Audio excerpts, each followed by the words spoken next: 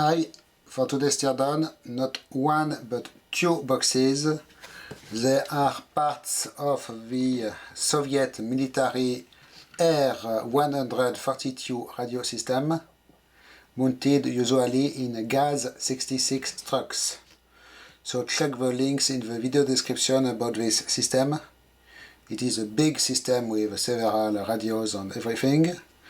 So these two boxes, I got them in a grab bag from Hungary, I believe, for 45 euros with also two other things.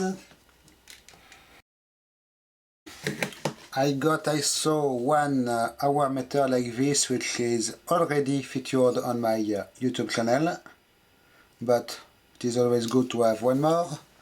And one control box like this one. So actually I believe I have an old teardown of one like this, but this one is a little bit different, so it will be featured in the next video.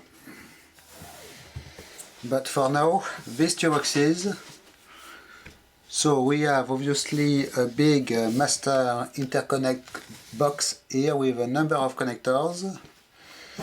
It is called the BTS, that code 1988. So written in Cyrillic, this one.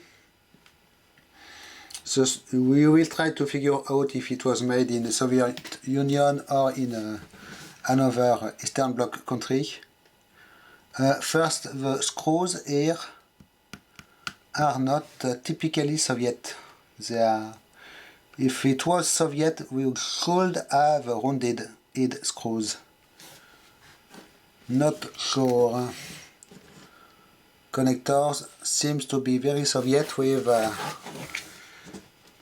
can you see it? The very dark silver contacts, very oxidized. The regular rubber mounts of this kind of equipment, more connectors here, big grounding point here. On the back, nothing except my inventory number. Some plug here for a microphone or a loudspeaker or something like this. And we have here the main switches. Seems to be between off, telephone, telegram, DKM. These ones I do not know. Here I have no ID except this should be telegram and telephone, well, radio.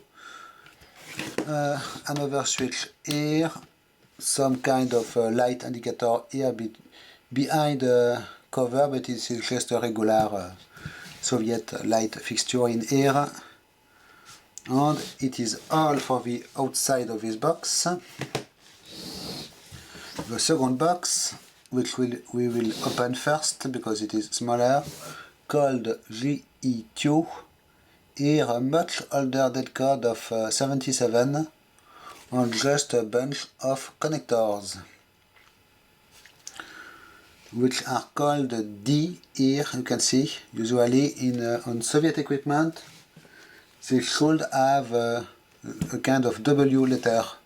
Here it is not the same description, so I believe it is not made in Soviet Union, these things, well, not in Russia at least.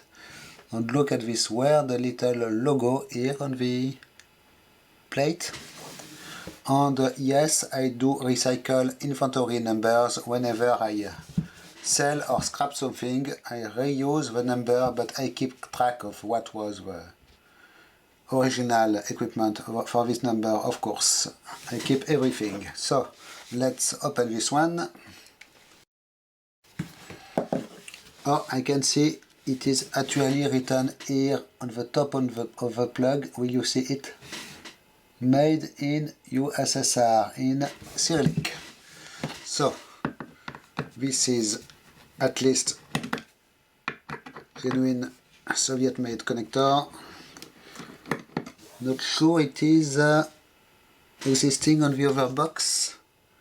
No, seems you do not have this marking. Okay. So regular screws here. This one had obviously red wax factory seal. Maybe this one also. You can see the super nice Amerton paint. Very good condition. Very good condition also on the other box. On this one it is a little bit yellowed. So what do we have in here? Die-cast cover, quite thick, and what seems to be maybe silver paint inside. And we have mostly, you know what, it is not even necessary to undo this board, because behind the board we have nothing but the wire loom distributing the signals everywhere. So we'll just have this circuit board with diodes, D237A made in 77, some resistors, and RES 47 Soviet relays with a nice logo and the model number of the relay. So there is actually a website called dragmetalinform.ru, if it is still online, that allows you to research the component number and will give you the contents in precious metals, because these relays often have silver most of the time. They can have palladium contacts or gold contacts, even in some cases pure gold contacts. I have an avionics box with 20 or 30 relays with pure gold contacts. Quite impressive. So there is a whole community of Russian scrappers, sadly, who collect all kinds of old equipment and scrap them for precious metals. And you can see a lot of stuff disappearing this way, sadly. I will link in my the video description my playlist of Russian scrappers scrapping nice stuff, sadly. Beautiful equipment for a few grams of precious metals. But this one will not be scrapped. It is going in my collection. It is not bulky, at least. So just a number of relays, diodes, resistors. You can see each wire has its little heat shrink tube with a stamp number on it. Okay, so some kind of interconnect on the relay box here. What we will have in the other box, the suspense is killing me. So again, 4 screws to undo. Here they are, yes, again captive screws, and we have hinges on this side that will allow to flip the cover open, apparently. As always with this kind of equipment, for field repairs probably, or inspection. Okay. A little bit glued, but it is not too bad. So what do we have? Okay. So on this side first, behind this board I can see yes, a little transformer and what seems to be a tubular capacitor at the back, bolted on the back, just a metal can capacitor, nothing special. Here we have this board with you can see the wires already seem to be quite different from the other box.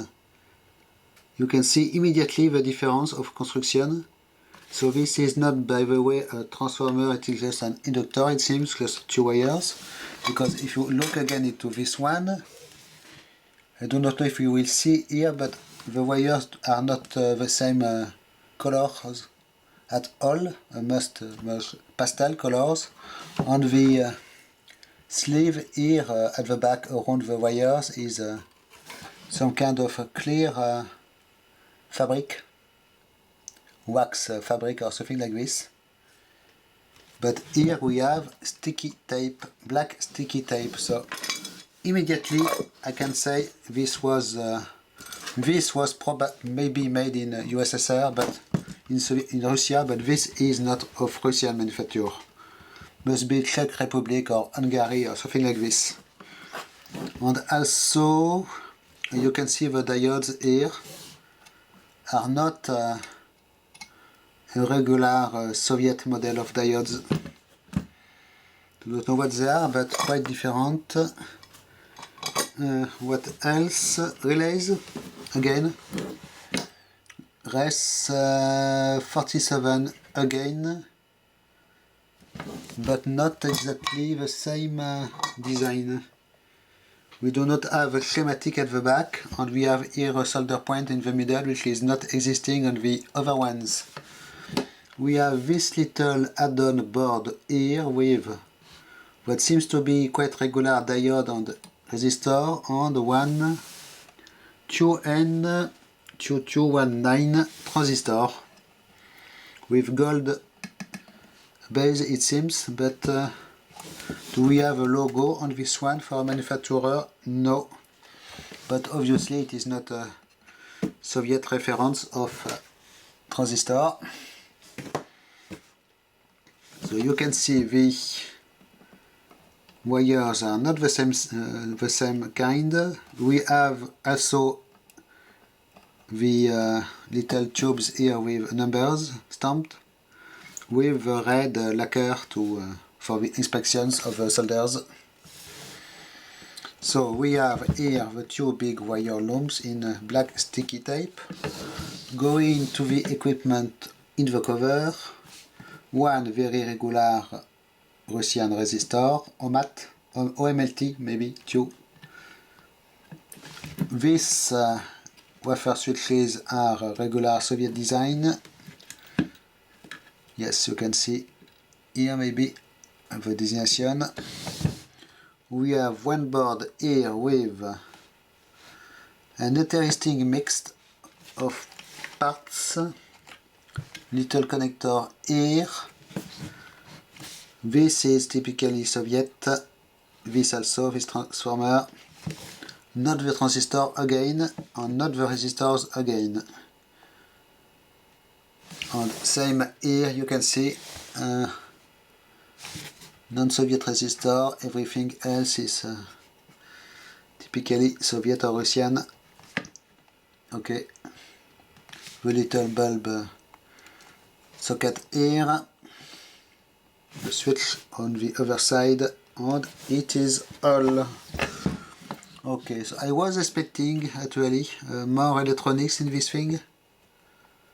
Well, it is not bad, but you can always expect beautiful stuff, but not here. Well, it is mostly interconnect and user control panels, so you cannot expect to have main interesting electronics in them. But still, beautiful condition, no broken connector here. So it will be a beautiful display item at least.